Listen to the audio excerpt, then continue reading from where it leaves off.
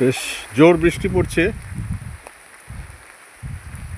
তার মধ্যে আমরা এই জঙ্গলের মধ্যে দিয়ে এগিয়ে চলেছি পার্শ্বনাথ পাহাড়ের একেবারে ওপরে। দেখছেন স্টেপিং, হাঁপিয়ে উঠছি, বয়স জানান দিচ্ছে। এই বিপদসংকুল পথ হেঁটে ওঠার সাধ্য কমে আসছে। বেশ দুর্গম রাস্তা এবং প্রচণ্ড বৃষ্টি পড়ছে, চারদিক মেঘে আচ্ছন্ন। ঘড়িতে বাজে মাত্র সকাল 7:20, কিন্তু দেখে বোঝা যাবে না। সকাল 6:30 থেকে বাড়তিনেক পুরো বৃষ্টিতে চান করেছি,